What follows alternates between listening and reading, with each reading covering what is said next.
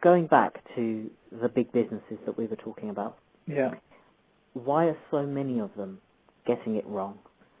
The reason they're getting it wrong is because big businesses, traditionally, like corporate businesses, are controlling and broadcasting.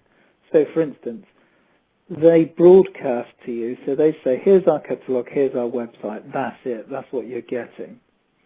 They control what goes in and out of their company, which I can understand, and that's necessary to do that.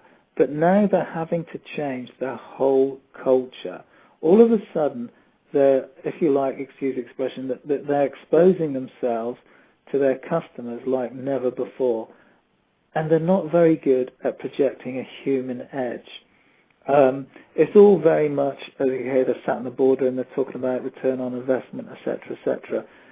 The main reasons they fail is, one, they don't understand it in the first place properly.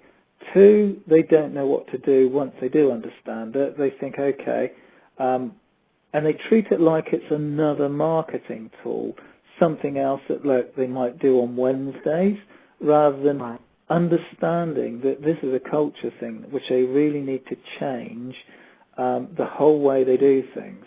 It's not just employing someone new to do something on Wednesdays. It's the whole business has got to change, and the whole business has got to start advertising its human side to the rest of the world. They're not good at collaborating and communicating and interaction, because they used to say, that's what we do, take it or leave it. And that's why they find it so difficult. I mean, I've sat with big businesses and they are terrified of getting involved in case they get it wrong. The other thing that they need to ask themselves is, what is our policy for social media? Who's going to do it? Which department's going to do it? Are we going to be able to be fast enough on our feet as a big company to have fresh content for our blog every day?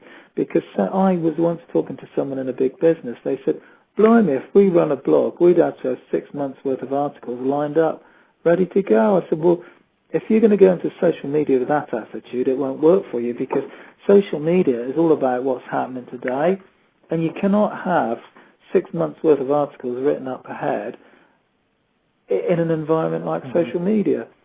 So they just don't get it. But one thing they do get is they've got to get good at it, because it's not going away. It's not a fad. And I don't know whether you're aware, but businesses really sat up and took note when Obama was made president, because probably if it wasn't for social media, he would have never got into the White House.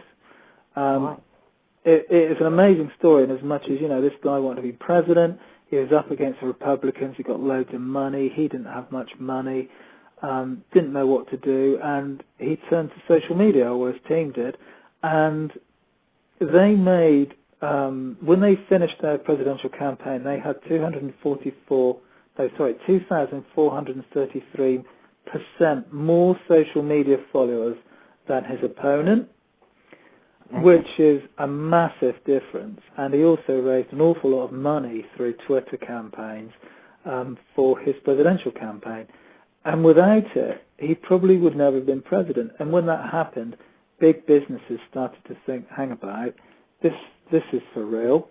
So although they're not good at it, they do know that it's not going away, and a lot of these guys are working hard to get it right, but it's a big culture shock for them.